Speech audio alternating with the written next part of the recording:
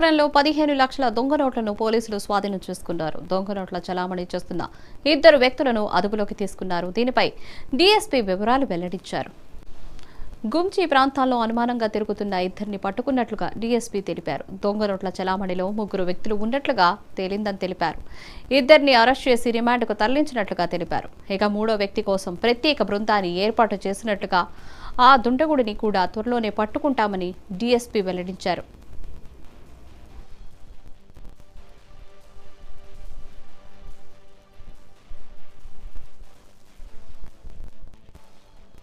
రామారావు గారికి సమాచారం మేరకు ఎర్లీ మార్నింగ్ టౌన్ రామారావు మరియు వారి సిబ్బంది ఎస్ఐ ప్రసాదరావు మరియు సిబ్బంది కలిసి గుంచి జంక్షన్ కావడం జరిగింది. వెళ్ళేసరికి అక్కడికి 2 వ్యక్తులు అనుమానాస్పదంగా ఉంటే వాళ్ళ పట్టుకొని కోచింగ్ చేయగా వాళ్ళ దగ్గర కొంత అమౌంట్ ఈచ్ 25,000 అమౌంట్ వాళ్ళ దగ్గర ఉంది. ఎక్కడికి డబ్బులు ఏంటని వెరిఫై చేసేది ఇది ఫేక్ కరెన్సీ అని తెలిసింది.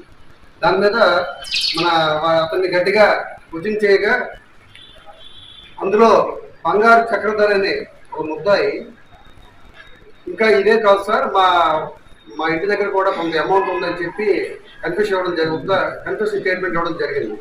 దాని ప్రకారం మరి సిఐ గారు మరియు వాళ్ళ సిబ్బంది కలిసి వైఎస్ఆర్ నగర్లో గల ఈ చక్రధర ఇంటికి వెళ్ళి సోదా చేయగా అక్కడ 14.5 లక్షలు ఫేక్ కరెన్సీ నోట్లు ఉన్నాయి.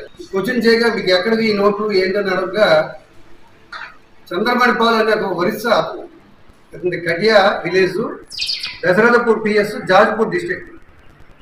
ఆయన దీనికి రైల్వే స్టేషన్లో ఇవ్వడం జరిగింది. అప్పుడప్పుడు వస్తుంటాడు, అతనికి మాకు పరిచయం ఉంది అని చెప్పడం జరిగింది.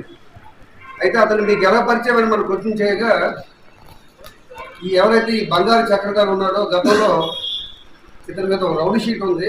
ఇతను గతంలో 2 రేప్ కేసుల్లో కూడా ఇన్వాల్వ్ అయి ఉన్నాడు. ఇతను జైల్లో పరిచయం అయ్యాడు. ఎవరైతే ఈ చక్రధర్ ఒరిస్సా చక్రధర్ చంద్రమణిపాల్ ఉన్నారు కదా, ఈయన జైల్లో పరిచయం అయ్యాడు. ఆ పరిచయం మేరకు